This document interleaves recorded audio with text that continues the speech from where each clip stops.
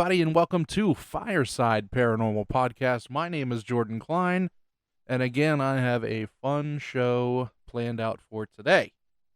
We actually have Joe Montaldo, who is the president of ICAR, the International Community for Alien Research. So, always a fun time when we get to talk to him. I do have a couple announcements. I recently started a Patreon for the show. So check out patreon.com/fireside paranormal. We're doing $2 for a name drop on the show. And then I've also created a Discord. So the $2 gets you the name drop and access to the Discord server. I think we can have a lot of fun chatting on there. I think that would be a cool way to connect with everybody. I also made a really neat design for the merch. It is a Krampus theme. So it's got some snowflakes. It's got some Krampus. Check it out. Go to firesideparanormal.com, click on the merch tab, and then you can see it. It's only going to be available for a limited time. I'm only going to keep it to the end of the year, so you've only got a few weeks to get it. And in the same vein as Krampus, here locally in Wheeling, West Virginia, if you're local to the Ohio Valley, there is a haunted house that's doing a Krampus theme in December.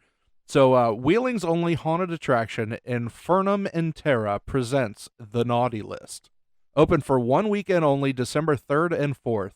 Have you ever wondered what happens if you don't behave? Come to Inferna in Terra to check out what list you're on. Tickets are available online and at the gate for $15 each for general admission.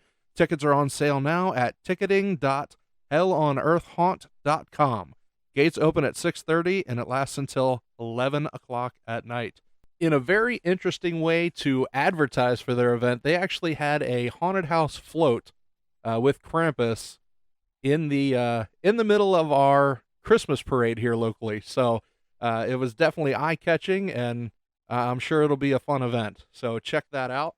And let me tell you about two more events coming up. One of them is going to be in Moundsville, West Virginia. It is called the Misfits, Metaphysical, and Oddity Show. It's going to be December 4th, starting at 4 p.m., going all the way to 11 p.m. It's going to be an evening show. What to expect while you're there. Entry is $10 a ticket. Kids 7 under get in free. This is a family-friendly event, and tickets are only available at the door. Hollering from the hills of West Virginia, the Misfits, Metaphysical, and Oddity Show is coming to share everything creepy, dark, and dead. This event will be held at the most haunted place in all of West Virginia, the Moundsville State Penitentiary. This location was built in 1886 and housed some of the country's most violent criminals. Right before Christmas, this event is going to be home to buy anything you need for your witchy friend, odd cousin, and little something creepy for your mom and dad. To make sure everyone avoids scams, all ticket sales will be at the front door the day of the event only. You cannot buy tickets online or from anyone else. For vendors, they are still looking for vendors. Go ahead and contact them directly from their Facebook page. Again, that's Misfits, Metaphysical, and Oddity Show. The next event is the Hidden Marietta Paranormal Exposition. In the ballroom of the haunted and historic Lafayette Hotel, we will gather together all those who delight in the supernatural. From hands-on activities to speakers teaching you the secrets of haunted objects and locations, they have a unique array of creepy creative merchandise and a lot of things to experience and learn. There will be tours of the Lafayette also available. Advance tickets are $12 per person. Tickets at the door are $15 per person. And this event is coming January 29th, 2022. And that is going to be an earlier show. It's going to be 11 a.m. to 4 p.m. Now, both of these events I plan on being at. I'm going to have a little table set up, probably bring a microphone and invite folks to come and tell their stories. So definitely come out and see us. Mark your calendars. All right, I want to get to our guest. Sit with me by the fire as we welcome Joe Montaldo. He is the president of ICAR. He also runs United Public Radio. Joe, are you with us? Yes, I'm right here. How you been? Joe, it has been a long time. Yes, especially what you told me earlier. It's definitely been a long time. Yeah, I just let Joe know how many kids I had. I think it blew his mind. Yeah. I was like, man, I think I'd move to like Europe after that, man. Yeah. Friends come from big families, but still, man, these days, that's a lot. Yeah, so for those of you out there, I have 4 kids. I got an 8-year-old, a 6-year-old, a 3-year-old, and a 1-year-old. Oh my God! Just shooting down, man. Poor boy had He no said- idea what. This is the fun years. Just wait. I'm just saying. This is the fun years. This is the fun year. That's what my I'm waiting. They're like, oh, don't worry, wait till they're teenagers. Oh, Well, you know, I'm not hating. I got one of my own and 4 stepkids, so I'm not hating. okay, so you're in the same boat. I just feel for you. That's all. All right, It's a Joe. lot of fun. Here's what's fun. Like, we've had a lot of shows here in the last little bit. We've talked about like cryptids. We've talked about Bigfoot. We've talked about ghosts. We've talked about seeing spirits. We've talked about like ghost boxes, things like that. You bring an entire new aspect of the paranormal. You know, Yeah, ICAR is the International Community for Alien Research. Tell us what you do. Well, so I don't want to drag y'all into a lot of stuff. So this organization was formed a long time ago, about 22 years ago, because I used to be a director for MUFON, and I was one of the advanced directors for him. So, and Walt Andrews was a great guy. I don't take anything away from him, but all of a sudden, it was a lot of new blood came in. A lot of these guys had blacktop ties, and I noticed every time we put something in, and we just didn't get anything back, and we were doing big caseloads and big investigations, and nothing was coming out of them. And then me and a couple of the director got together, and we did a case study of everybody who said they had been abducted, which was about 5,000 people. And we just went through and tried looking for commonalities. And so when we approached MUFON about this, they lost their mind. I mean, Walt did, but everybody else just lost their mind. So we all decided that it was better for us to go out and form a new organization that just did abduction research or contact research. Nothing to do with so much with sightings. I mean, we track sightings because we get them with the people that call us in for contact. But we were much more interested, you know, in why people were being taken. Was it real? Was it not real? I mean, the first person that ever told me they had been abducted by an alien, I looked at like, yes, can I bring you right straight to the nut ward? But and this is as you were a director of MUFON? No. This is the first time you heard it. Yeah, somebody just told me it was a very intelligent woman, very, very important woman in the area at the time. She was in way high up in the government, beautiful, attractive, had children, had a lot to lose, and I don't even know why she told me. I didn't even know what to say to her. I mean, I was just like, what? No, I mean, it's hard to get the emotion across because I was just like, what the hell? I was just like, no way, man. I was like, I know you. There's no way. You've never been taken by aliens. She said, Joe, let me explain to you. She was about a few years older than me. And she told me some more. And I was like, there's just no way. I said, you're a nutter. I said, I know you a long time. And I hate to say it. So I didn't talk to her for a little while. So a couple of months later, I'm out in a couple other places. What the hell? I'm out in a couple other places with a friend of mine. And this lady just starts talking to me about fucking alien contact. And I was like, at this point, I'm just kind of dumbfounded going, okay, 2 in like 3 months, there's something weird going on here. Some universe, something bugging me. But still, it wasn't enough. So a good friend of mine, he's been having these weird UFO sightings. He said, well, we just joined MUFON. We can track UFO sightings. Because we were both in the Navy, and everybody in the Navy, every pilot I ever met in the Navy said they saw a UFO. It still wasn't enough to get me involved, by the way. Really? Every pilot I ever talked to said, I've seen a UFO. Every pilot I've talked to since said they've seen a UFO. So we joined. We're looking around. It was about 4 or 5 months in. When I was in Washington, D.C., I'm sitting in the Washington Press Club waiting for these 2 senators to come in and give a speech about the denial of UFOs. And this woman comes and sits down next to me. Thought she was pressed. We're talking. She said, what are you here for? I said, I'm just listening to the debunk audience.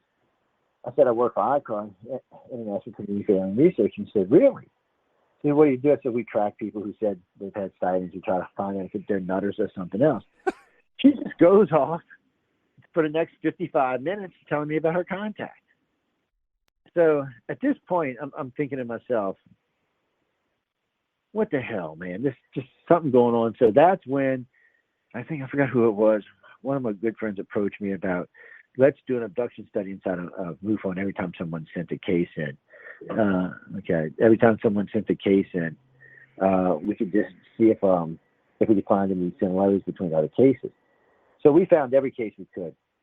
not just from MUFON, we approached 4 or 5 other groups.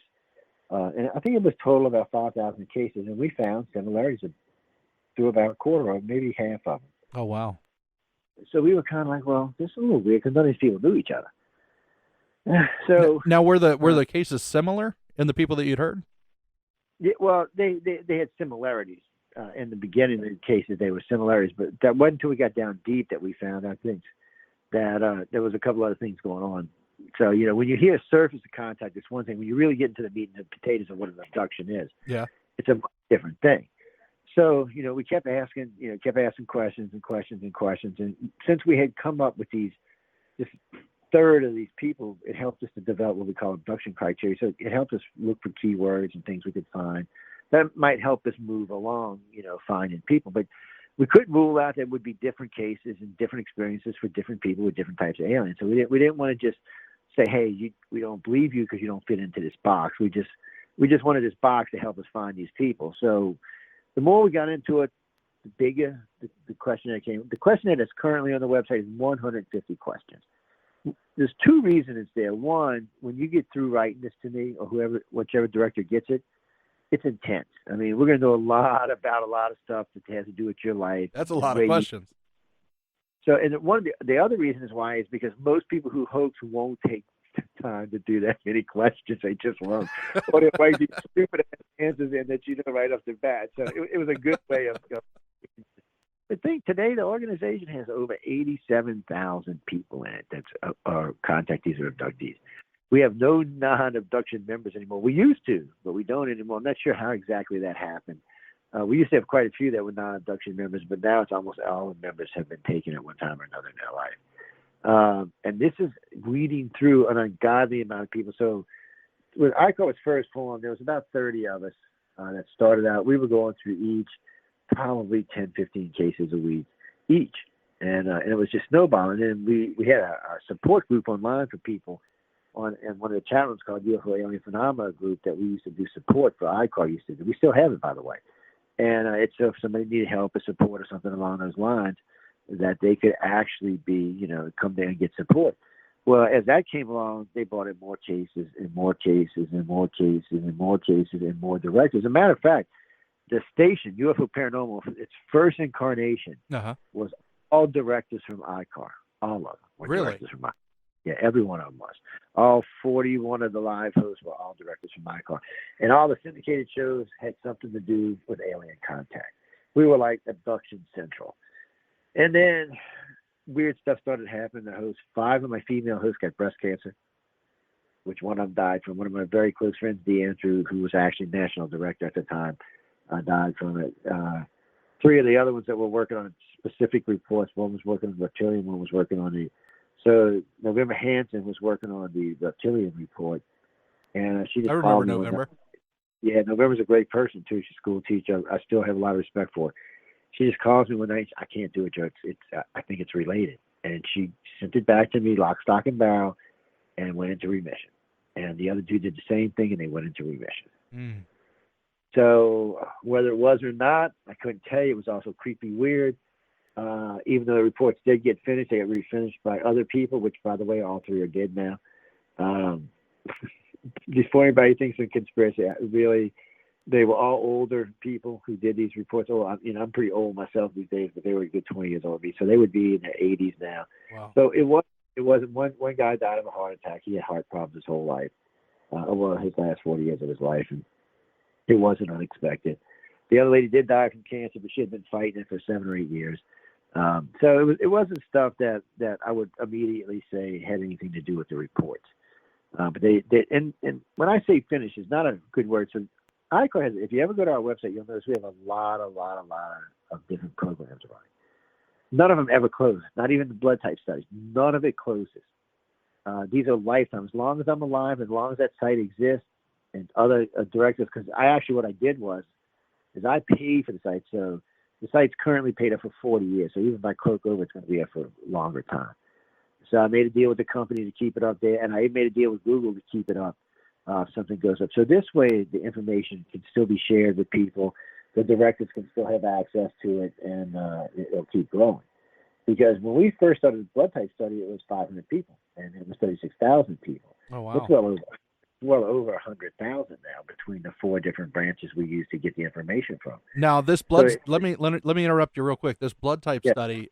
What is the study about? Are you seeing what blood type certain like contactees have? Is that Well, what we were talking about earlier, when we do things like comparison studies, we're looking for things like you find in abduction, like the color blue sometimes comes up in certain types of abductions, and now we know what it is. We didn't know back then, but we know what it is. And there's other things that happen in cases that you hear about, and you kind of wonder. So I needed a way because the field agrees that probably 96 to 98% of people being taken will never know they're being taken. So how can I get a full report when I can't get hold of these people? yeah? And don't get me wrong, I got a lot of cases now. I mean, if you can see what happened to ICAR was before we get into blood type study. So ICAR started out with a couple hundred members and made a couple thousand members, and we got to do coast to coast, picked up another couple thousand, another coast to coast, another thousand, and then grew out of a Peru colony. They had about 7,000 members. They just joined and merged with us. We had another two.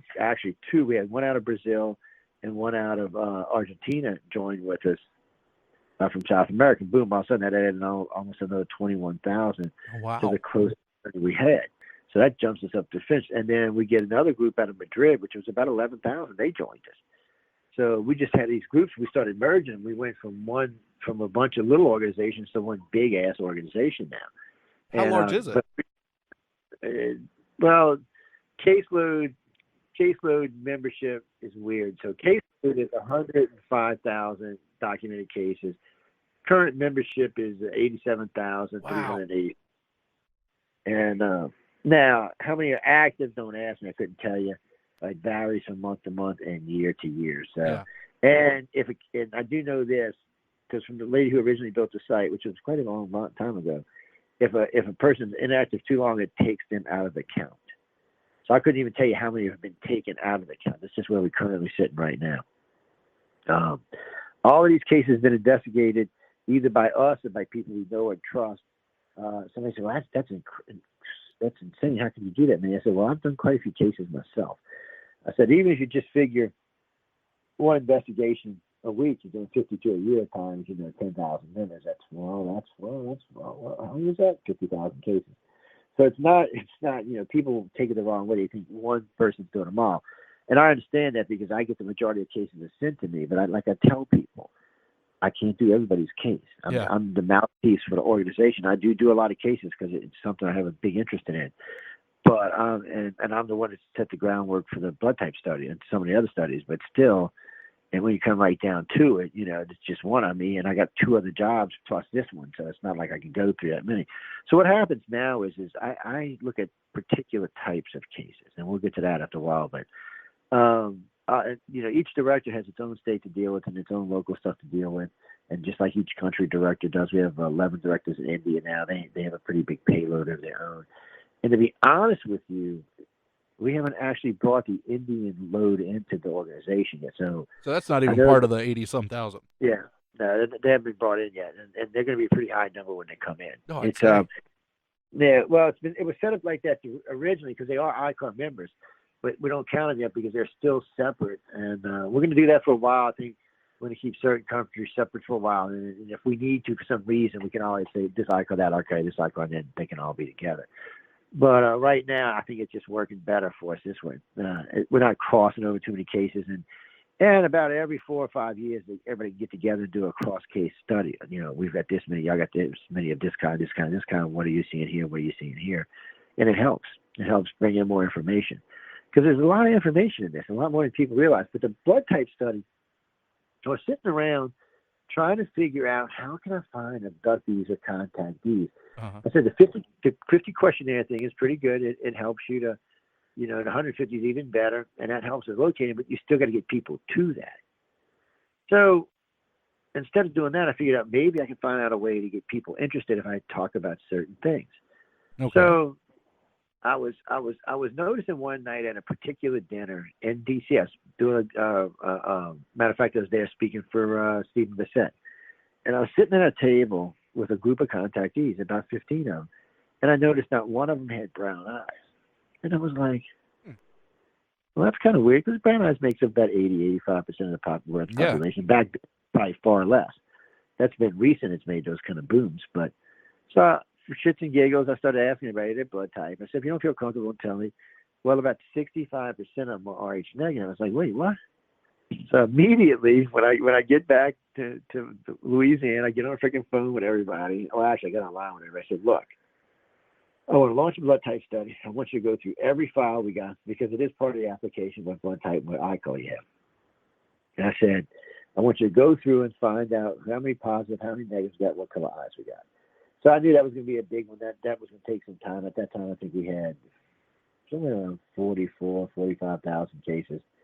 Then we put a thing on the website for anybody who was, we made it where you can only vote once because I'm not a real trusting sort. But I said, for anybody who thinks they've been taken or contacted or whatever, can you please tell me your blood type and your ICAR? That's currently at around 60, 65, 70,000 people, which, by the way, correlates with the applications, which happen to be about 65% Rh negative.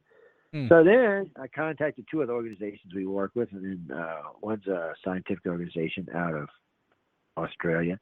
Their caseload was around 65%. And then I contacted our European group, and I said, where are y'all sitting at? And they're saying we're sitting at around 65% Rh negative. So then we just went ahead, all of us, full-blown, went crazy, and just put it out to everywhere we could find out. And people just started coming in, and we kept finding more and more people that were Rh negative, green or blue eye, Rh negative, green or blue eye. So in the ICAR caseload, not just ours, in all the groups we represent, 50% of all contactees have green or blue eyes. Wow. Now, in the world, it's only 20%, but it's really only about 10 because they lumped a bunch of other shit in there with it. But 65% of everybody in all of these applications were Rh negative. 65%. Actually, and recently that was updated to about 68%. Now, let's be honest. Rh negative people make up 15% of the world's population. That's it. 15%. Really? Yeah, that's all they make up.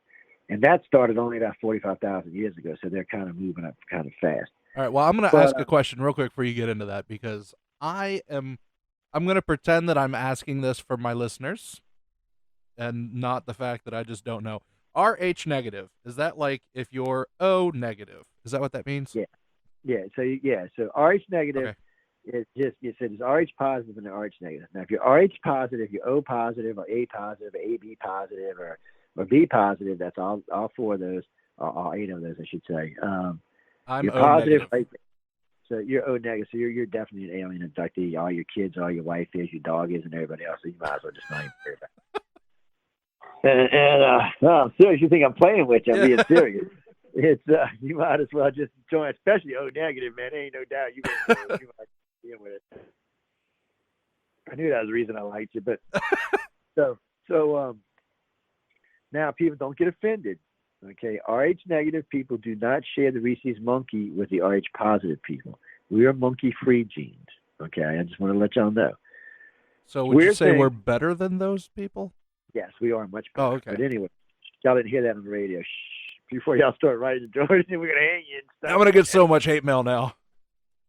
So no, but it's funny because science can't explain where Rh negative came from. So I actually brought 3 hematologists in on this. It took me forever to talk them into this too, because as soon as I brought up the word alien abductee, they were like, "So big, we don't do that with that, man."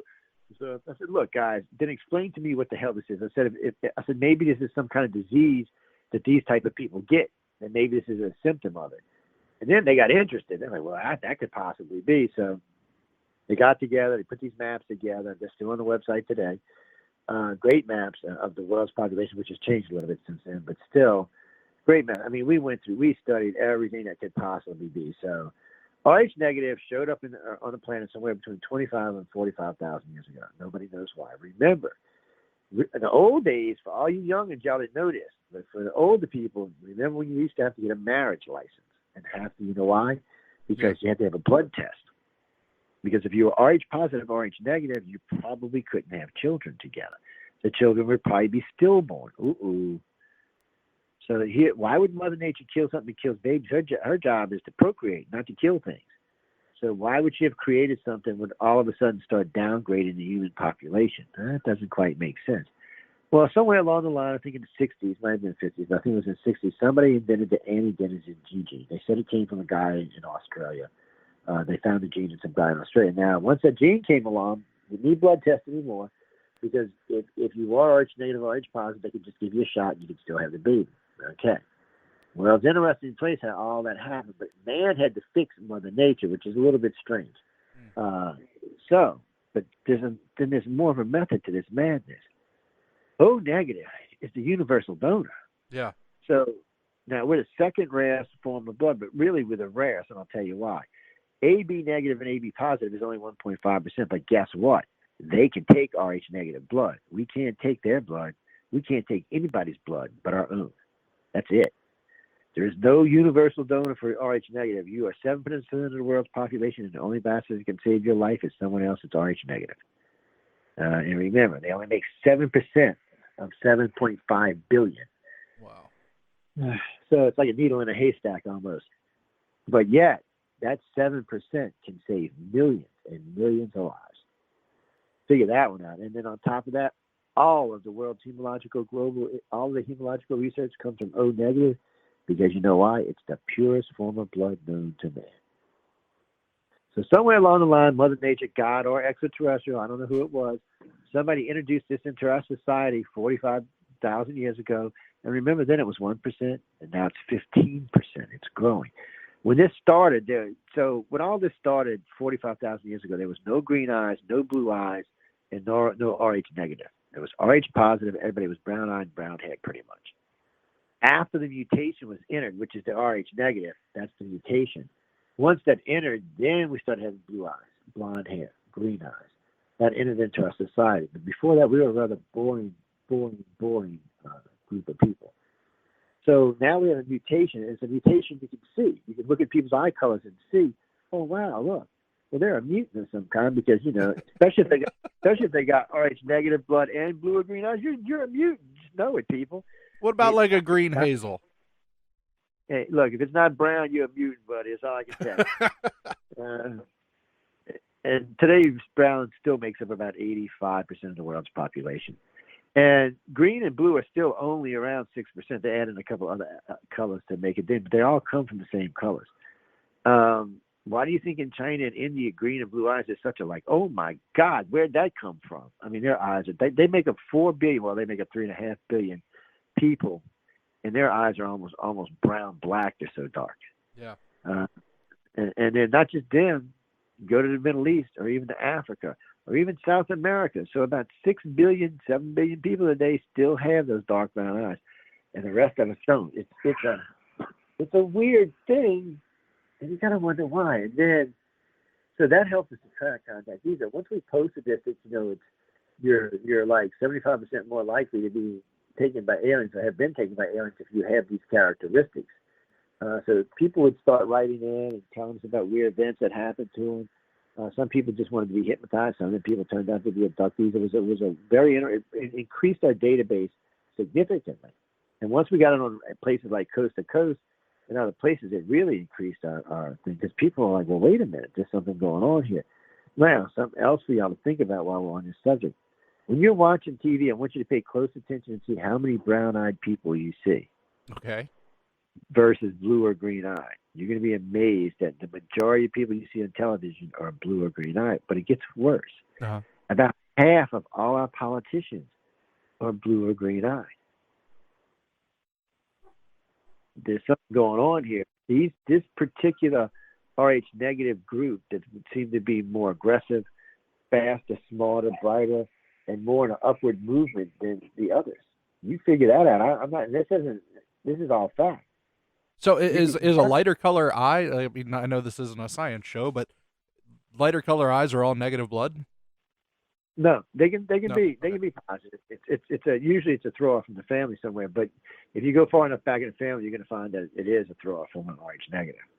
It's because they didn't exist before Rh negative did. That's the problem. In science, once they try to argue, they tried, but even they are kind of like no. And it's always funny to me because one of the things we were taught in school way back in when eventually we will all become this sandy brown hair, brown eyed, brown skin, light brown skin society. in the future. Well, if that's the case, that's where we came from. So we're going backwards. I'm confused, man. I'm confused. Because when you listen back, if you go back to Cro-Magnon and Neanderthal, they were all dark skinned, dark haired, dark eyed. That was just part of living back then. Even coming forward for 1.5 million years, it was still the same thing. And you don't have to believe me, people. I can just look around the world.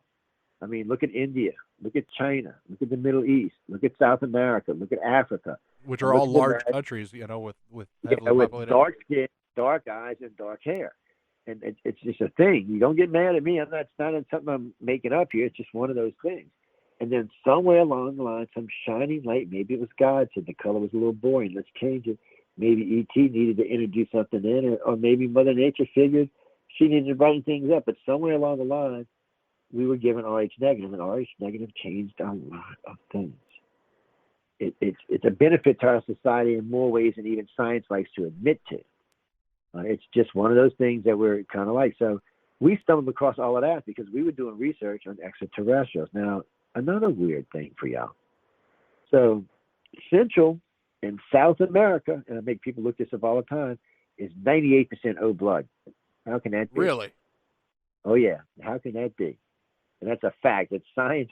Remember, people, I do science and beyond, which one's an award and was going to win a big one. So I don't play around with science. It's I was like, what? I was confused. And matter of fact, the maps are still on the ICAR site from the original hematologist that posted them there. So you can go looking for yourself and see what they are. It's a strange, weird phenomenon. So I was thinking, well, how can that be? Because I know the conquistadors went down there and raped and pillaged the whole entire time they were there. So what are you telling me? Everybody from Spain was O blood? Because we know everybody from South America apparently was. So it's a weird thing that it's like that. But if you come into Mexico, United States, Canada, it's just what it's supposed to be. 37% O negative, 36% O positive, 38% A positive, 34% O A negative. It's the right proportions it's supposed to be, like it is in most of the world. But by the way, people, you can go look around, and you will notice there are clusters of types of blood types in certain countries and certain areas. It's an interesting thing to see. And there's a lot to that because after the blood type study, we launched 2 of the DNA studies. One was just to see where you were from, and one was to learn about your health history. And you'd be amazed at shit we found. Excuse my language, I slipped out. But you would be amazed. Well, man, I'm telling you, it was amazing the things we found. We're pretty sure we can find out probably where the original abductees' families came from. Or at least the big clusters of groups where they came from that come into today's society. It's a weird thing. And then we know because of stuff of clusters in Wales, Scotland, Ireland, England. We know that's another big cluster group. We also know a lot of colored eyes and RH negative came from there.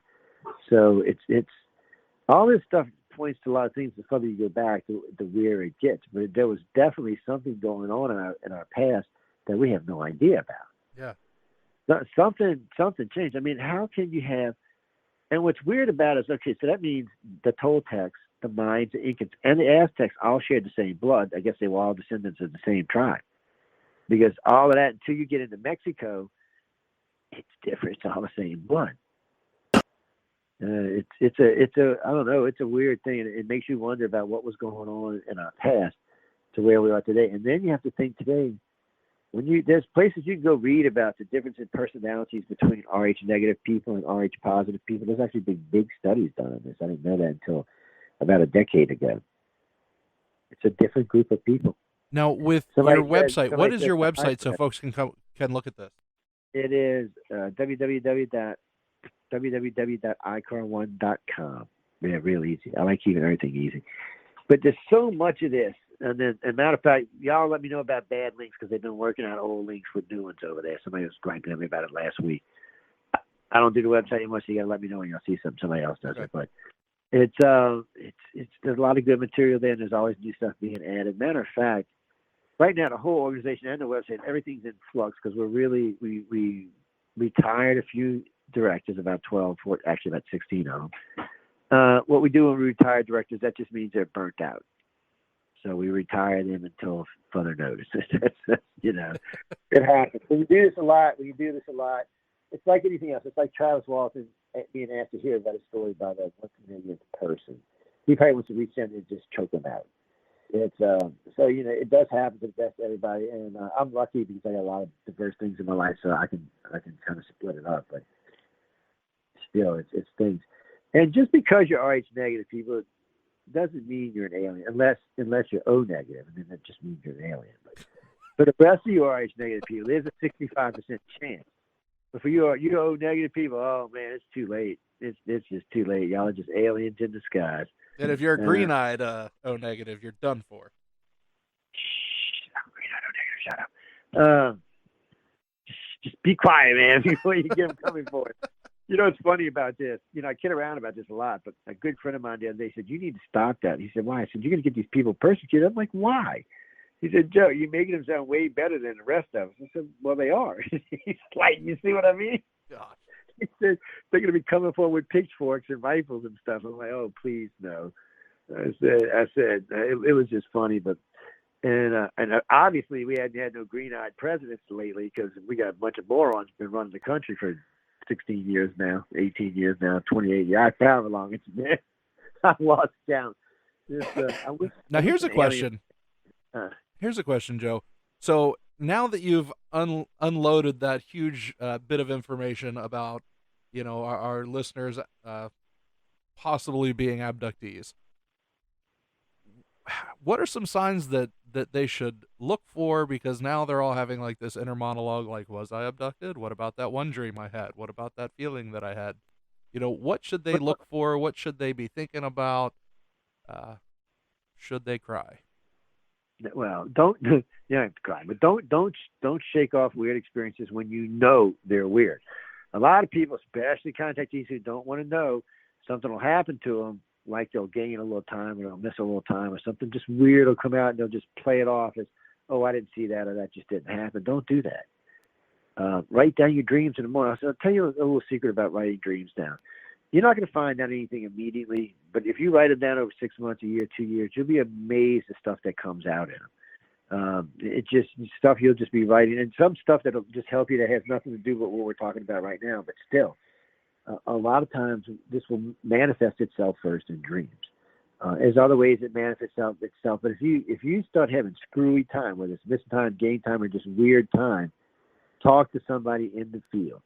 If you get hold to us, it's better because we understand the time thing better, but there are other people in the field too, so just talk to somebody in the field because more than likely you got something weird going on in your life. And it's not always going to be aliens. Sometimes it may be something paranormal. Well, I shouldn't even say it like that because paranormal, everything we're talking about is paranormal. So yeah. Let me rephrase that. For the outsider, everything tonight is paranormal. For the insider, it's just a regular, normal part of our lives. So it's a weird thing for me when I say paranormal because it means something different to me. But just don't, and especially if you get a lot of gain time, a lot of missing time, like so. Deja vu is a weird thing. So I get deja vu all the time. So yeah, because deja vu means you were put back before you left. So somebody takes you, and they take you. They can put you in a little pocket universe or however you do, pocket dimension. They do whatever they do. It could be hours, days, weeks, as far as you know. They drop you back, usually a few minutes before they take you.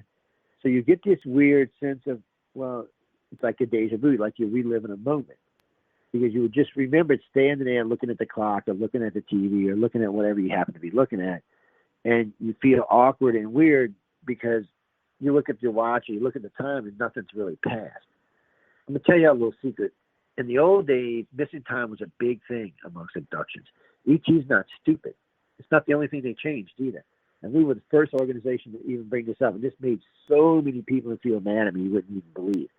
Well, ET knows what missing time is. So, they said, well, we don't have to let them have missing time. We can fix this to where they don't have any missing time at all. That was a big key. Remember in the old days, missing time was a big deal. If you had a lot of missing time, you had been taken. It still happens some today, but just not as much as it used to. Now it's more like evening time or gain time. So it'll usually be for a few minutes, a few moments, you just feel awkward or weird or out of sort or like you don't belong or something's weird about time. But when you look at the clock, it's right. or it's 10 minutes earlier, 15 minutes earlier than the last time you looked at it. And you're like, wait, what? No, I must have looked at it wrong. And you just play that off because you're like, oh, there's no way it can be 15 minutes earlier than 11 because, it's physically impossible in our dimension or in our science. So you just play it off. You play it off. But if you do that, you're missing key things. See, as soon as you know that, you get hold of somebody and you start working through about other things in your life, other feelings you've had, other acts that might have been going on. So that'll bring out other stuff, and then you get to a point where you may almost get to the edge. You can have somebody hypnotize you and get the rest out. But again, big warning about hypnosis. Once you take the genie out at the bottle, she ain't going back in it. Mm.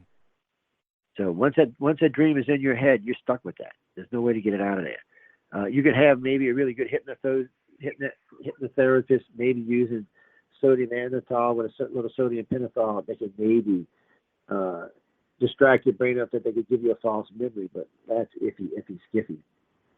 All right, so I got to tell you a story, Joe. Yeah. All right, so we evacuated. This is when we were living down at Myrtle Beach. We evacuated a hurricane. This was a few years ago. We evacuated up to Wheeling, West Virginia, where we're at now. So we came up here. Now, from Wheeling to Charleston is probably 3.5 hours, right? Charleston, West Virginia. So we were driving back home, and I think we stopped to go to the bathroom. The kids had to go to the bathroom. We stopped, and then we made it to Charleston, right? Maybe with a stop, you would think 4 hours, right? We were 3 hours past our time when we made it to Charleston. Okay, 3 hours. And we stop, and we were we were stopping for lunch is what we were doing. And again, it's only like a 3.5 hour drive. We go into just a fast food joint, and we go, and Sarah and I are like, man, it's been like, what happened? Like we both acknowledged the 3 hours. So we're leaving the fast food place, and there is a cop sitting, by the exit. And he looks at us, he says, "You guys have a great trip back to the beach." And we walked out, and we're like, what? Yeah, say what? Like, how? One, we're in West Virginia. How do they know we're going to the beach, right? We didn't have on beach clothes. Our car didn't have beach decals, and you couldn't even see the car from where we were, that anybody would have seen that. But that was a pretty crazy. What was that? That they might have got you. See, did you pass through any tunnels?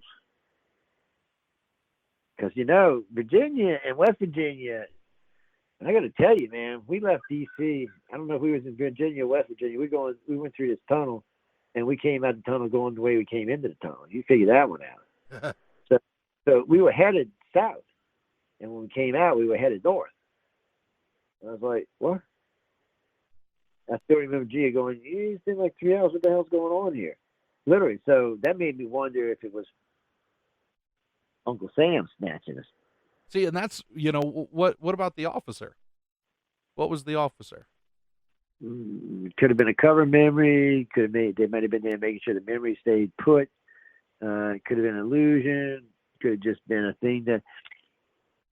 thing to remind you. So I tell us to contact these all the time. The reason they can see UFOs is because they've been taken. Anybody who sees a UFO has definitely been someone who's been taken. They don't like hearing that, but it's the truth. If not, it'd be four more mini UFO sightings in the United States because, perfect example, Phoenix, Arizona. How many people live in Phoenix, Arizona? Yeah. 2 million, 3 million. So this thing flew over for quite a long time. How many people seen it? 20,000, 30,000. You talking about the Phoenix Lights? Yeah, talking about the Phoenix Lights. Hardly anybody's seen it compared to how many people live there. Mexico City, UFO hovered over the city for 24 hours. 1.1 million people seen it, but 22 million people live there. Why another 19 million people? Not just there. New York City, when the ambassador and his two security guards seen the UFO taking a woman out the window. Busy street, tons of people everywhere, nobody else seen it. You got to wonder why, because people who have been taken have they're just, for some reason or another, it allows them to see it. But I've always called it reminder memories. A lot of people call them cover memories. I call them trigger memories. Mm-hmm. And the reason, in old days these come, but I understand it better now. So it's not about covering it up. It's about triggering the memory. So if you're one of them nutters who can't take this, they blot it out. You don't remember anything. But if you're somebody that may have expressed some interest or maybe not freaked out or kind of was like, wow, it looks kind of cool. As long as you're not hurting my kids, I'm okay. So some people like that, they want them to remember because you can go out there and talk and you can be more productive on the ships and you can be more involved and you can be learning. You might be one of the ones they decide to keep in the end. And because they physically have the ability to take your consciousness out and upload it into a new body like they do their own. So it's a weird progression, but they want you to remember. So they do trigger memory. They'll give you a memory that you have to question, that bugs the crap out of you. It makes you dig into it, look into it, try to find out what it was, try to find answers for it. Eventually, something will click somewhere, or there'll be another one. In the old days, it was always like reindeer or foxes or squirrels or raccoons sitting on your windowsill or owls, stuff like that. And but those are still trigger memories. They weren't cover memories. They were trigger memories. Oh, they did that. No, if they didn't want you to remember, they just would have put you back in the bed and you'd have woke up later on. You wouldn't have thought anything. Yeah. The fact that they gave you something to look at was a trigger that something happened to you. Oh, and it makes me feel crazy when I even want to talk about it today. I'm like, why, guys? It's a much better explanation than what you idiots came up with. It's because that's exactly what it is. It's trigger. Well, it's because it's what it is, and they want to try to use it to cover something up when it's trying to show you that there's something there. And now they're much different. They're usually something different. It's usually something that makes you triggery, jumpy. A lot of times it's cops. You know what else we found out by accident? That a lot of people's spirit guides were aliens. That was. I don't know if it was disappointing. Spirit guides. What do you mean by that? Well, people tell me they have like an Indian guide or a dragon guide or a wolf guide or a dog guide or whatever that walks with them and helps them through life and stuff like that. Personally, I haven't had one myself, so I'm not criticizing, but a lot of the people we've talked to under hypnosis, it turned out to be a freaking extraterrestrial, usually a gray. So, and it's weird because they get really upset when the phase shifts. So they're talking to me about the spirit guide and how the spirit guides walk them through it and keep them safe from these aliens. And then all of a sudden, it's like the spirit Indian guide melts away and there's the gray. And I can understand being upset by it. That's why I tell people, be really careful when you get hypnotized, because if it's something real going on, it's going to be hard on you later on because you're going to have to deal with it.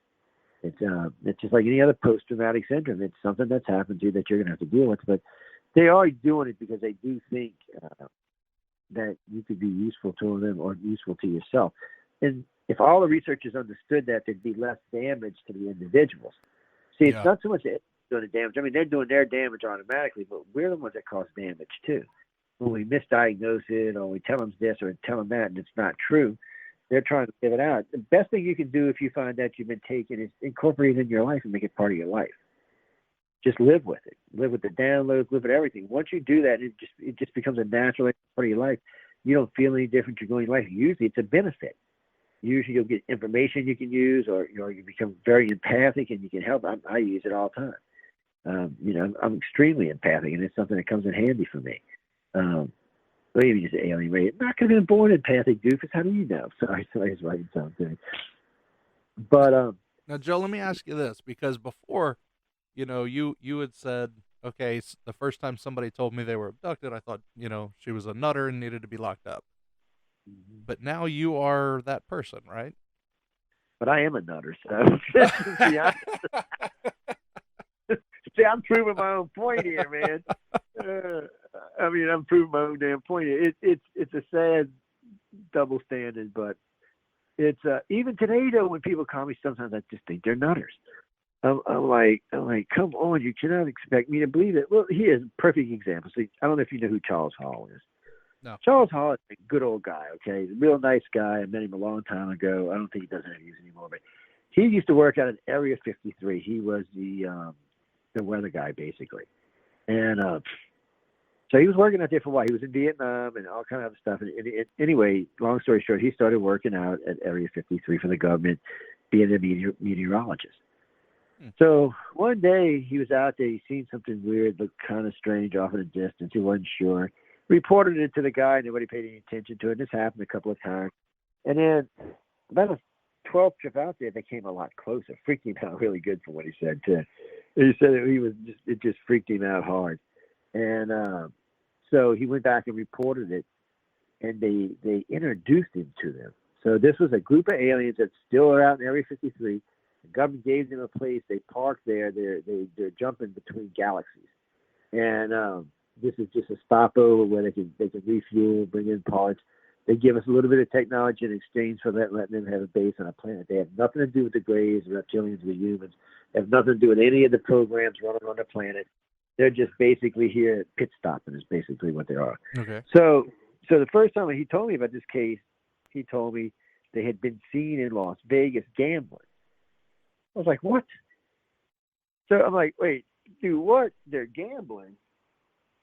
And he's like, yeah. He said they used to take them, they would put them in clothes and drive them out there and bring them into the casinos and let them gamble because, they would get bored hanging around and shit. I'm like, come on now, this is getting crazy.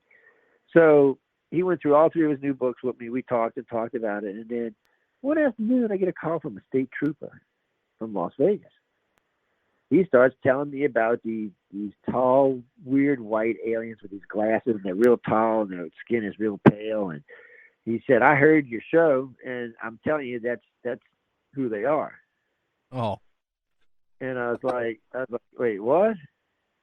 And I was I didn't know what to make of it, but he was definitely a state trooper. A couple of weeks later, 2 different cab drivers called me. Well, I should say limo drivers, they weren't cab drivers. Telling me about these weird things that were in the call with him. A month later, another state trooper calls me. I'm like, okay, I'm flying out to freaking Vegas. Get on an airplane and fly out to Vegas and meet with all of them. These are both troopers on the edge of retirement. They couldn't be 2 years left each to retire. I'm thinking, why would you even tell me this? I go public with this. Your retirement is... I think you're just done. And the limo drivers I can understand, but so I asked all of them, are you willing to undergo voice dressing down? So all 4 of them said yes. I said all 5 of them said yes. I was like, what? Wow. So I voice dressed 2 of them. They both passed with flying colors. I was like, what the hell is going on here? Then I said, I'm missing something in all of this. I said, there's something going on. I'm missing something. And because I thought the guy was lying to me. I didn't think let me rephrase that. I didn't think he was lying to me. I think he had convinced himself is what I thought. Uh-huh. Okay. But more and more, I was getting more information. So, over the years, I've made some pretty good connections in the government. I've made some good connections in Boeing and Lockheed. Because of my ultra high, crazy, high security clearance I got from time to time, they'll tell me shit because they know I can't go public with it. So I started asking questions. And a friend of mine who worked out, they worked out at one of the WIP facilities where they destroy nuclear waste. Well, she had a friend at Los Alamos, so she gave them a call. Long story short, they verified that they were out there through another friend of theirs that were working in Area 53. I was like, this reminds me of one of them mother, in the old days when the grandma would call her mom and the mom would call her aunt. Yeah. But they usually she's pretty good. She got me other information from other places. Well, she's the one who sent this Bob Lazar's work record. Okay, I'm familiar with him. Yeah, Los Alamos had him listed as janitor. Yeah, I bet you don't want anybody talking about that. We still had the documents today. We were going to release it, and I figured out it was no reason to be mean to the guy. But yeah, she had sent them to me, and we talked about it on the air a couple of times. But it never said he was stationed at Area 51, and it said that he was listed formally at the Los Alamos laboratory as a janitor. They actually had a different name for it, but it meant janitor. I was like, well, that's interesting. Yeah, what can you do? Sometimes you learn stuff about people, but it doesn't mean, maybe he's a janitor at Area 51. Who knows? Yeah, you never know what they say. Or maybe falsified the documents. When you get into this world, you just never know what you're going to run across. Or what to believe. But we've met lots of people, and thanks to Stephen Bissett, I met quite a few people in D.C. I made connections with quite a few aides that got me connections. Then I met, I forgot who told me about it, but I met Senator McDonald, rest in peace. He called me about seeing a black triangle. This was such a fun, I got to tell you this. So this guy calls me up on the phone, right? He says, This is Senator McDonald, 25-year incumbent senator, blah, blah, blah, blah. I see, stop on him. I'm like, really? Come on, real? There's no senator calling me, no, especially no incumbent in charge of security. Well, why would he call me? There's just no way. And a couple of days later, I get a knock on my door with a vanilla envelope. I open the envelope, and there's a copy of the paper of his driver's license and his congressional ID. And I was like, no, this is fake bullshit. I'm just not buying it. So phone call comes. I said, who is this? Stop with this fake ass shit. Just stop it. And I said, stop. And anyway, but 2 weeks pass, I hear. I go to the door. There's two guys in these really nice Armani suits, about 6'2", got their hands. I'm like, oh man, I'm in trouble now. So I just look at both these guys. I'm like, I'm thinking, should I make a run for my gun or should I just see what's going on? And he said the senator would like to see you. I'm like, oh man, they're taking me out. Oh no, man, I'm praying. And this is how it ends right now. I said, so he opens the door, I get in there, and sure enough, the senator's sitting there. And I'm just speechless. And come on, guys, that's rare for me to ever be speechless. And I'm like, you're in like your flannel PJ pants. I'm just, and he starts talking to me, and like, he said, look, I was told that you would know what these were. He gives me a picture. I said, it's a TR-3B. I said, Boeing's building it for the U.S. government. I said, if you like, I'll even tell you the girl's in charge of security for the thing. And I gave her the name. And he said, well, I'm in charge of the intelligence committee and for military, right? I said, yes, sir, I know who you are. And he said, well, if I find out any of this is true, I will write back to you and definitely let you know and give you whatever information I can. He said, I looked you up. And he said, then he looks right at me. He goes, and he said, your security clearance is off the chart. He said, would you like to tell me what you did? I said, no, it's still classified. He said, and he just looked at me like, okay. Every time when someone sees, like when the FBI sees the guy from the FBI seeing a security clearance, he was like, what the hell did you do? Was you like 007? No, man. And it's not. People, when they see this thing, they always think I'm like some super secret spy or I know aliens or whatever. It had nothing to do with it. It's just, when I was in the Navy, I worked in some critical places. Yeah. I was in the reactor, a nuclear carrier. I got permission to go on the Continental, which is the bridge of the carrier. I was a plane captain on the deck who was in charge of making sure all the planes got launched, all the weapons got done. And then I was an electronics expert. I was an AEAT advanced, which was avionics electronics expert is what I was. I got to go on the submarines when they used to come every now and then. The submarine would just pull up inside. They'd send me down there to go do work on it. It was just, I had to have the clearance. That was so funny. My captain, one day they're having lunch. He walks in, he wanted to talk to me about something in his cabin. He said, you can go places I can't. Wow. Because he wasn't allowed to go on the bridge of the submarine, but I was. He was like, how can that even be? And it aggravated him. And not just him. There was other people I ran into, but I still remember I was doing a job for a guy after Katrina. He calls me up. He said, I'm going to talk to you. He's an FBI expert, forensics expert. He calls me up. He goes, before I let you work on my house, I got a question for you. I was like, what? He said, first off, I noticed the FBI does you a background search every 4 years, and he said it right up here, above chart security. What the hell does that mean? I said, it just means that y'all don't have the knowledge to know what the hell my security clearance is for. He's like, really? I was like, yeah, really. He's like, okay, well, you go ahead and do my house now. I was like, every now and then I'll run across it. Somebody will, run a background check on me for some reason, and it'll pop up. Or when I was applying for my permit for my concealed, they said, you don't need a permit. And she said, you don't need anything. She said, shit, looks like you can carry in a plane if you want to borrow where and And I said, yeah, but I still want to apply and get it. She's like, really? I'm like, yeah. I said, that way I don't have to listen to y'all go through the charts for an hour to find out what kind of stamp I got. And he says, I'd rather do it that way. But it was funny. The first time they ever did it, it was really funny. It was really spooky. But when I came home, I remember the first time I came home and leave, all my friends were like, what the hell did you do? Did you know the FBI came to our house? Man, I mean, they went to everybody's house. Everybody I knew. Wow. They knew everything there was to know about me, buddy. Yeah, I've heard they do like a really big check like that. Oh, God, they went to all my family members, friends, all kinds of stuff.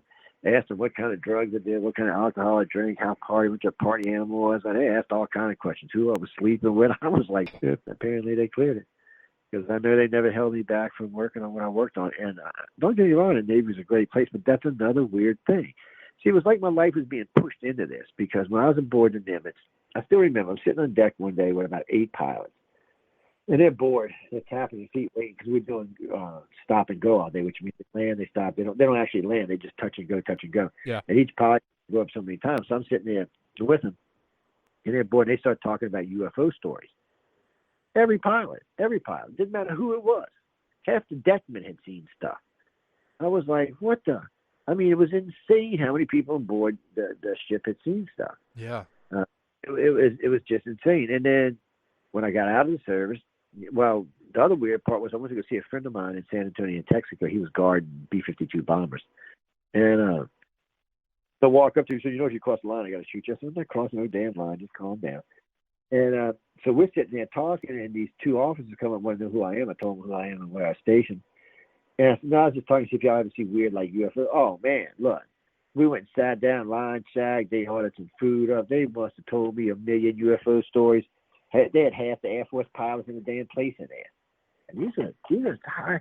I mean, these B-52 pilots, they got clearances like I had. Yeah. You know, you can't play with these guys.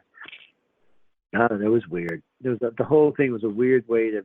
I was only 18 at the time, 19, 20, and it was like, what the hell did I know about anything, man? Yeah, and but then when I got out, all these people, it was like, I mean, every turn it was like somebody talking about aliens, somebody talking about abductions. It just kind of snowballed until finally I'm like, okay, well, let's see. And I never thought I had any weird experiences. That was much later in my life. Now, let me do this. I want you to talk about, because you do have podcasts as well that you do, because you run United Public Radio, Yeah. and you're a host. We got a couple minutes. What do you talk about on your shows? What are they called? How do people get up with you? How do they hear you? You know, how do we get our listeners connected to what you do if they choose? So what I personally host on Friday nights, I either host Science and Beyond, which is a science-based show. This week, the guests will be John Goodwin and Emily Goodwin. We won't be talking about science this week. We'll be talking about, actually, we're going to be giving books away. Battlefield Earth is what we're giving away this week. We'll give away a box of them. And we're going to give away some Rise of the Future, this year's edition, number 37. So if you don't know what Rise of the Future is, you should check into it. It's great. They do some great stories every year. But so that's Science and Beyond. A lot of times we just do mainly science. Now, it's Science and Beyond, so sometimes we geek out and get into some weird stuff that, science can't quite figure out. But a lot of times it's hard stuff. And we've taken some hard subjects like the Shroud of Turin. That was a tough show. My ex-co-host and I got into it several times. So don't get offended. If you hear any of the hosts fighting, we're all good friends. It's just fun. I said, we all stay friends afterwards. It's just, we does get heated when we have different opinions, and that's fine on a network. I do UFO Undercover on Wednesdays when I can. Right now I'm not doing it because my other career, my construction company, is keeping me really busy. But usually when we do it, we're really talking to either people changing the field or people that's having experiences, things along that time. We're not really big into UFOs because I hate to say it, you're really not going to find anything chasing lights in the sky. It's a lot of fun. And it will really help pique your interest, but unless they're picking up and taking you, you're just not getting anything out of it. And take that from personal experience. I'm not lying to you. I've done many UFO, but it is a lot of fun. I host a panel show on Monday called Paranormal Talk. It's most of the hosts on the network show up, and we just talk about whatever topic may be on the floor that day. Sometimes it's ufology, sometimes it's demons, sometimes it's ghosties. Sometimes it's ghost boxes and stuff like that. Just depends what the topic matter is. You get a lot of famous people come on the network on all the shows. I was telling Jordan earlier, we've got Canada's Most Haunted on there, which is Michelle DeRochery. If you ever watch any paranormal on TV, if you haven't seen Michelle, you're not watching paranormal TV. She's on every game show you can see. Well, she's like one of the go-to girls for advising. I call her the Elvira of Canada, except she's got flaming red hair instead of black. But she hosts with Amelia Pisano, who does true crime. She helps find missing babies and stuff like that. It's a really good show, and they really get the stuff together. Yeah, they're both very, very empathic, so they're a lot of fun to deal with. We have America's Most Haunted, which is Michael Angry. He does two shows for us. He does Discovery Paranormal, which is just that, it's talking about paranormal, and the group he works with. And he does Red Pill News on Thursday, which is talking about the news and stuff like that. So, and then I'm on Saturday. Now, this is a signature show, and this is a hard show to get. It's called The Gray Zone Uncensored. Michelle and I do the show because we both have large audiences and we like to give them something extra. But I'm going to tell you a little secret. It's only on 5 to 7 on Saturdays, and you cannot get it after it airs. Currently, there's no way to get it now. We're going to put it back on YouTube probably starting at Christmas. But it's so you hear it live, and that's it. Yeah, and eventually it'll be back to members only on YouTube somewhere, but not probably until after Christmas. There's lots of shows. This will be show 49 coming up this week. We have a lot of fun. They're very, very informative. Michelle's an excellent researcher. And so there's a lot of research goes in these shows, and we've been doing ufology the last 2 weeks. We had a weird record last week of 4.2 million. We're both still kind of stunned by that, to be honest with you. It usually does between like 2.5 and 3. I'm not sure what happened next week. I guess there was a lot of people home. I'm just still weirded out about it. They were all under quarantine. Yeah, well, that's what I'm saying. Well, maybe it's because people have learned now that you can't. Because the only one of them we ever put up for archive did almost $1 million in the archive. So. Now, what's the site or address, or how do they listen to the program? That one, let me see it. Is uprntalkradio.com. It's uprnradio.com. Yeah, I tell you, I try to make things easy, like ICAR1.com. I just like easy stuff. We still have UFO Paranormal Radio, by the way. Y'all can go over there. I think it's UFOParanormalRadio.com. But both of the sites are up. It's just UFO Paranormal Radio site. I don't think it hasn't been updated. It's probably longer than George's oldest child. So it's been. That means it's still airing my old show. Yeah, well, all your old shows on, and Whispers Radio. I got to hunt around now. I ain't gonna lie, it's not like you can find them easy, but you got to hunt around on the networks. But they should be available on SoundCloud, on Podbean, and on some of the YouTube channels. So you should be able to find them there. Eventually, I'll get him his lovely face on cam with us. And in case y'all didn't know, most of our shows now are video also. So you get to see all the hosts' lovely faces, and most of them are lovely. Some of them are a bit scary, but for the most part, we got a good-looking group of hosts, and we have a lot of interesting shows too. We got some for everybody. One thing you can find out about United Public Radio is we have no God belief. What I mean by this is we represent at least 11 different religions on the network, and we also have 2 atheists on the network. When it comes to politics, we represent every political view on the network, and everybody's allowed to express their view. So, the Centralist, which is my own show where I do central politics, sometimes we'll do panels on there. Everybody's invited. So, we've got 2 hardcore liberals. We got 2 hard conservatives, which are always fun listening to them. We have a libertarian. We have a couple of independents. We have a couple of centralists. And we have a couple of just weird political views. But everybody gets on there and everybody talks. And what's great about this is we'll get into like the Trumpsters or the Biden or whatever it might be. We go back to Obama sometimes. When it's over with, 1, you're going to get way more information than you ever thought possible at a radio show. And 2, you'll be amazed at the end of the show. We'll all be laughing. You'll be swearing in the middle of the show. One of us is going to kill the other one. But we are all friends. That's the thing. Political views aside, religious views aside, we all work together. We're all friends. And in the end, we're going to be friends. We just know that it's radio and it's entertainment. And so for us, we want to offer you entertainment and education at the same time. That's why it says on the site, the New Learning Channel, because that's what we really are. We do a lot of teaching of everything we can from. We got 2 full-blown witches on the network that practice. And not just talking about witchcraft, but they actually follow the holidays. So, like I said, we represent everything, and we like it that way. I personally, think about it, Jordan. You've been around radio for a long. Most radio stations you go to are going to have one political view, and that's view. it. And that's it. And I can't do that because half the time I don't know what view I got. Well, at least you're aware. Yeah. And somebody told me one time, I remember this was so funny. I get this letter from a regular follower viewer from the cover. She writes to me, she goes, Joe, you're one of the most brilliant ufologists I have ever heard. She said, but when it comes to politics, you're a blanking. I wrote back, well, thank you very much. At least you listened. I appreciate the listen. And what else was I going to say? Because when it comes to politics, people, I tell people all the time, especially some of my bigger hosts, it's best to stay out of it. Unless you have audiences like I do, it's best to stay out of it. I cultivated the centralist audiences so it'll sit away from my other 3 shows, which are all dealing in paranormal genres or science genres. Yeah. So, because I learned, if I was to talk about what I talked about at Centralist and UFO, I'd lose half my audience. They'd be like, well, whatever, Joe, you done bring some wacky stuff or something. But you can find us in all of them.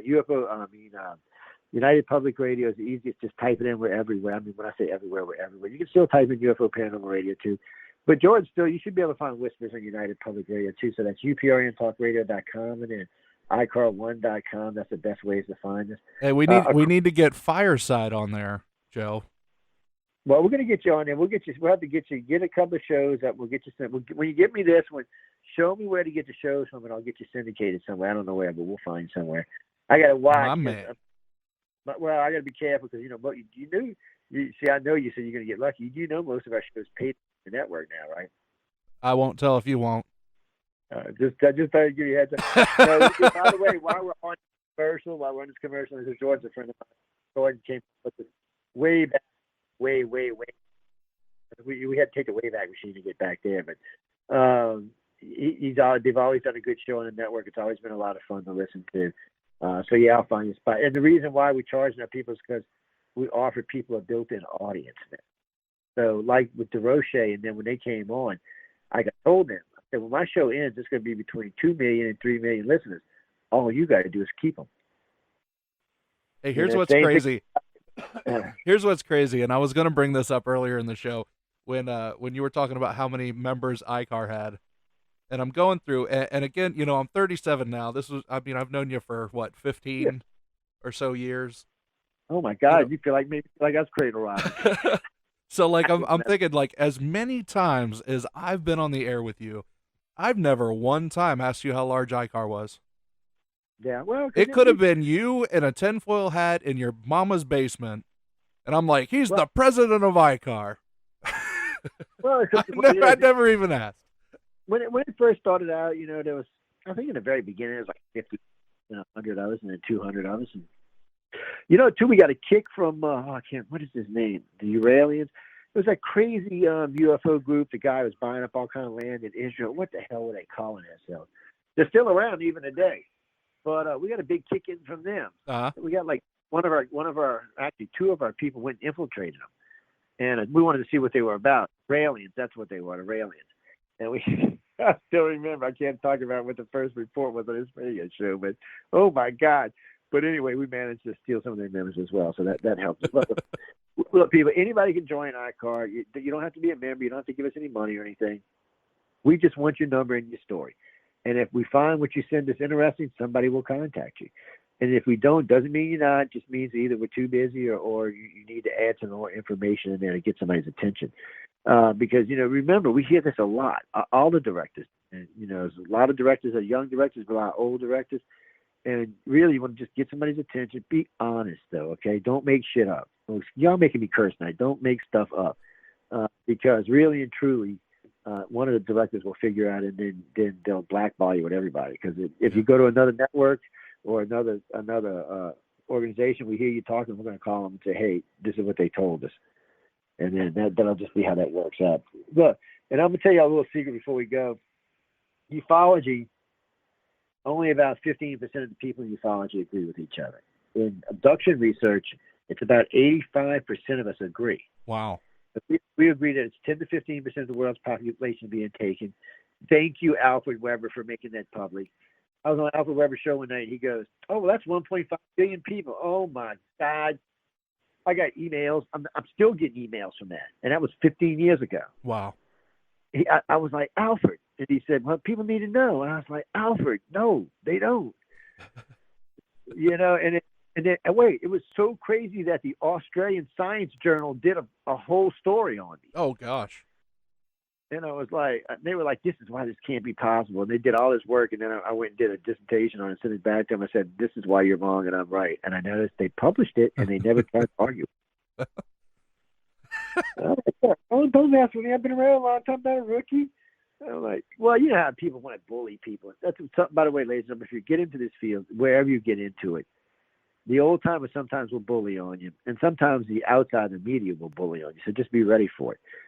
It's a shame that has to go. But most of the media knows me now, so they don't bully with me because I'm way too nasty for that kind of stuff. I'll be like, oh, you want to play this game? Well, hold on a minute. Let me go get on the air, like I told the AT&T lady who ended up getting fired and cost AT&T a bunch of money. That's the thing because about they don't know owning you're a nutter. Hey, well, no, I tell them all the time. I said, look, I own a station. I know what's legal and what's not legal. And if y'all want to play these games, sure, we can play these games. I recorded the whole woman's conversation with me and made it public. They went crazy. They had lawyers calling me, we cease and desist things. Louisiana and Mississippi is a one-state record law. As long as one of us is willing, there ain't nothing you can do about it. And since it was in her own voice, they couldn't make me take it down because it wasn't a lie. They lost it. They finally, it took them like a month and a half, they fired the girl. They refunded all my money. They gave me a brand new phone and 3 years of free service. Not too shabby. Not too shabby. Because it was killing them. They had to get it off the air. It was killing them because other networks were starting to pick it up and stuff. They were like, "Oh, this has got to go. This has got to go." Quick, pay them off. But one other weird thing before we get out of here, something y'all can think about for next time I come and harass Jordan. All of y'all, especially you God-fearing people, I want you to understand this. You have a reptilian section in your brain. Don't take me for my word, because people always get so mad when I say this. I had a lady stand up at lecture and cuss me like you wouldn't believe. God would never do that to me. I said, well, God might have been part reptilian. I said, because you have a reptilian section in your brain. And I still remember she did. She cussed me. And like a week later, I get a phone call from her and she apologized to me. She went and looked it up on the internet. It's the part of y'all, and this is crucial because it fits in with the Sumerian Dogon Egyptian story from way back in the day, how today's man came to be. Yeah. That reptilian section is who makes us what we are. It's what makes us that aggressive, makes us want to go out and challenge life, and makes us ask, why do I have to do this? And a really important piece of who and what we are. And according to Sumerian text, there was a race just like us that didn't have that. They were subservient and did whatever they were told. They said the reptilians used to sneak in, steal the women, rape them, bring them back. And the children that were born like this. They were more engaging. Eventually, when there was enough of them, they overthrew the regime and moved on. And the Dogon talk about this, the Egyptians talk about this, and the Sumerians talk about this. And we all do. We all have that reptilian section in our brain. So now, if you got a reptilian section, you're RH negative, you got green eyes, oh man, you're definitely a reptile of some kind. don't hey, kill your wife. Next time I have you on, I really want to discuss like the different types of aliens, because I know you're going through it, and a lot of our listeners, are new to the paranormal as well. Excuse me. We are. Go ahead. I said, no, next time we get on, we'll go through them all. It's just tonight we're just kind of hitting, touching here and there. And you might be a gray, George. You better watch out, man. I'm just saying. I feel like your furniture. I'm just. Have you ever just sat in a chair, like you're tired, you're sitting there, and it feels like you're kind of like melting into the dimension or something? Be careful. I'm just saying. No, Joe, I'm fat, so you. We're all fat. We're Americans. When I sink into the chair, I'm sinking. Oh. It's it's just because people write to me sometimes. Hey, I get this feeling like it's like how can I explain it? It's like it's a vibration or a wave that's coming over them that they can feel. Like sometimes when they're going to sleep, it's like catching up before they go to sleep. I don't know how to explain it. I'll have to figure out a better way to explain it, but it does but it gives you. I have to figure out how to explain it. So I was talking about this the other day, and I said I got to figure out how to explain it. I'm going to work this through on one of my lectures, but it's this feeling. It's like falling forward, but actually not falling forward, and then falling backwards, but actually not falling backwards. Mm-hmm. It's sitting there, but you can feel it, but you're not actually moving. It's almost. I know the feeling you're talking about. Because I know if you have people with high blood pressure, you'll probably know what I'm talking about too. But this is just a thing that probably means that you've been taken, but still, you start seeing weird stuff flying in the sky, and the kids start speaking some weird language, things like that. Oh yeah, they start drawing these weird things that you're like, "What's that, son? That looks like an alien." Get worried. That's all I can tell you. We'll have to talk about that one time too, about how parents react to knowing their children are being taken. You start seeing crazy stuff out there, guys. It's time to call Uncle Joe.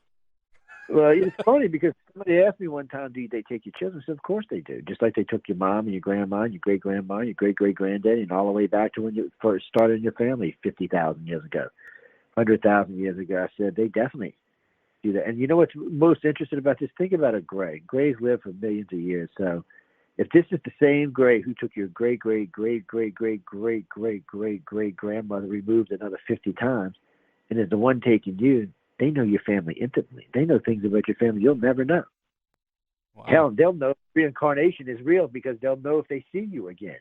It's a strange thing to think about, but they do abduct in family lines, and they say the same aliens are the ones doing the same things. So it always freaks me out a little bit. It's a little bit weird if you ask me. Yeah, we're gonna have to dig into that. We are out of time for today. Joe, it has been a pleasure. Joe Montaldo, look him up. ICAR, United Public Radio. Check that out with everything he has going on. It is an absolute pleasure, and we will talk again, sir. I appreciate it, Jordan. Thanks, man. Thank you. And with that, the fire is out. Thank you guys so much for joining us this week. Remember to check us out on all the social media platforms. We got Twitter at Fireside Parapod, Instagram, TikTok. I think both of those are at Fireside Paranormal. Our Facebook group, Fireside Paranormal Hub. I think we're about to do a giveaway on there. We had an artist say that she was wanting to donate some art we're going to make a shirt out of. Chris Balzano is actually autographing a couple books for a giveaway. So that's going to be a good time. Definitely check that out. Fireside Paranormal Hub. Join that on Facebook. Go to firesideparanormal.com. We have episodes there. You can also get to our merch. Remember, we got the Krampus design that is for a limited time only. And we have the new Patreon set up. So patreon.com/firesideparanormal. Remember, $2 gets you that name drop and access to our Discord. And that wraps it up for tonight. So until next week, everybody, don't be afraid, only believe.